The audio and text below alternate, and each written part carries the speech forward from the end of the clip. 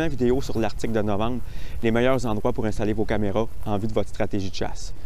Ici, on est dans un endroit que je pourrais appeler comme un 2 pour 1. On a une zone de transition et un sanctuaire, le dortoir, autrement dit que je parle dans l'Arctique. Comme vous pouvez constater, il y a vraiment une bonne différence de densité. Je vais vous le montrer avec la caméra de plus près. Il y a des sentiers ici parallèles à la zone de transition. J'ai trouvé des grattages plus loin. Évidemment, quand vous trouvez des zones comme ça, c'est payant de mettre des caméras.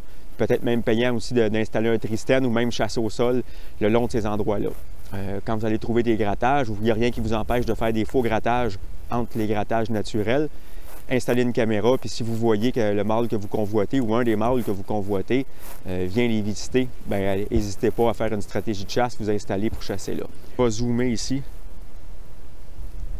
Voyez-vous comment est-ce que c'est dense? On a à peine à voir à peu près, on ne voit pas là-dedans carrément. Les chevreuils vont se cacher là-dedans.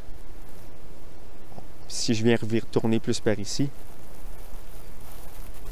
on voit vraiment la limite de la zone de transition. Si je tourne vers la droite, la gauche, excusez, là on voit qu'on tombe dans du bois plus clair, une densité qui est vraiment moindre. Mais les chevreuils, comme vous pouvez voir ici, il y a un beau sentier. Ici, comme on a pu voir, un bel endroit pour mettre une caméra de surveillance. On a le sanctuaire qui est collé, puis une zone de transition, des sentiers achalandés. Vous pouvez y aller, peu importe. Quand vous trouvez un sanctuaire, ce que je vous suggère fortement, la caméra cellulaire dans les sentiers qui rentrent là-dedans. Vous allez pouvoir surveiller ça tout au long de votre saison de chasse, sans y mettre les pieds. Puis ça va vous donner vraiment une bonne idée dans quel coin que votre mâle que vous convoitez ou les mâles que vous convoitez, dans quel coin, comment qu'ils l'utilisent, ce fameux sanctuaire-là, ça va être payant pour vous autres. Maintenant, on va aller voir d'autres places où intéressantes où mettre des caméras. On se dirige vers une passe naturelle. Je vais vous montrer, c'est une passe que j'ai sur un de mes territoires. La bande de bois qu'on voit au bout du champ, c'est une passe naturelle. Les chevreuils sont comme forcés de passer là s'ils veulent rester à couvert, autrement dit, pas s'exposer au danger. Ils vont circuler dans la bande de bois que vous voyez là. C'est un très bon endroit pour mettre des caméras de surveillance. Vous allez trouver des sentiers, peut-être même aussi des signes de vos mâles. On retrouve la même chose aussi si vous avez des étangs castors. Surveillez les barrages. Les chevreuils vont utiliser le barrage pour traverser l'étang. Ça en est un autre aussi, un autre passe naturel. Fait que c'est des bons endroits pour mettre des caméras et même éventuellement chasser ces endroits-là. Je suis sur un de mes sites de chasse. Faux grattage. Je vous parle dans l'Arctique que c'est payant de faire des faux grattages, puis mettre une caméra évidemment. Ça en est un ici. Comme vous pouvez voir, si vous voyez bien au sol, je vais vous le montrer après. Ça fait une dizaine d'années que ce faux grattage-là fonctionne. La terre est enlevée sur les racines. Ils reviennent à chaque année. Moi, je le réactive.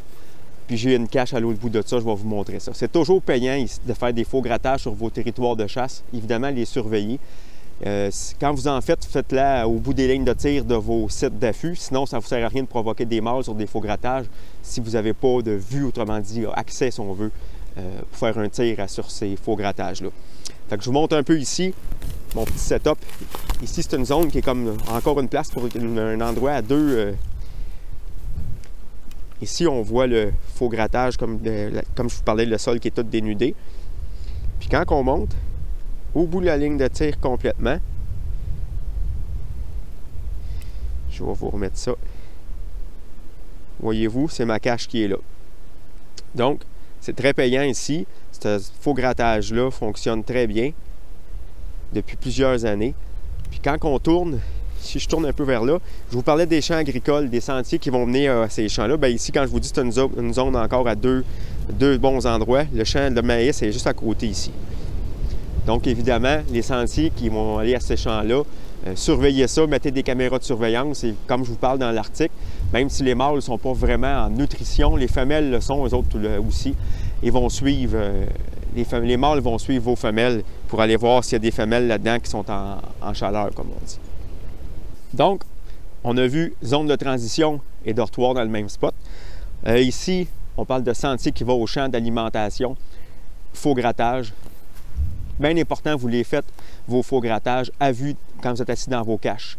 À une bonne distance, loin, autrement dit, pour être capable de faire un tir qui est mortel, que vous êtes à l'aise, autrement dit. Faites pas vos faux grattages collés sur vos caches, surtout pas en novembre, on est en période d'armes à feu. Faites pas vos faux grattages à 50 pieds de vos caches. Allez-y la distance qui vous permet d'être vraiment à l'aise. Si c'est bon pour vous 300 pieds, allez-y à 300 pieds. Si vous êtes capable, vous avez vraiment une grande ouverture, allez-y encore plus que ça. Plus vous allez être loin, moins ils vont vous sentir. Ils risquent moins de vous voir. Ça va être encore plus naturel, peut-être plus efficace pour vous autres. Je ne vous ai pas fait, évidemment, de petites capsules sur l'appâtage. Je pense que vous avez tous pas mal déjà vu que ça a l'air un tas de pommes. Évidemment, je vous reviendrai plus tard dans un autre article sur mes façons d'appâter que j'ai remarqué depuis les dernières années que j'utilise. C'est ce qui m'est qui m'a avéré le plus payant de cette façon-là d'appâter. Là-dessus, je vous souhaite une super belle saison de chasse. Profitez-en, soyez prudents, évidemment, soyez patients. Parce que dites-vous bien une chose, si on décide de récolter le premier mâle le matin de l'ouverture, si c'est un mâle que vous n'avez pas vraiment désiré, si on veut dire, vous venez de terminer votre saison de chasse. C'est trippant de laisser passer des mâles d'1 an et demi, ça nous permet d'avoir des chances sur des plus gros.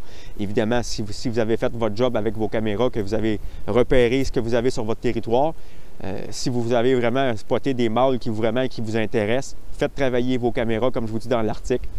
Ça va être payant pour vous autres, puis gardez vos photos, bien important. Comme je vous explique, faites-vous des fichiers pour les années futures. Tous vos mâles de 2 ans et demi et plus, gardez ça pour les prochaines années. Bonne saison!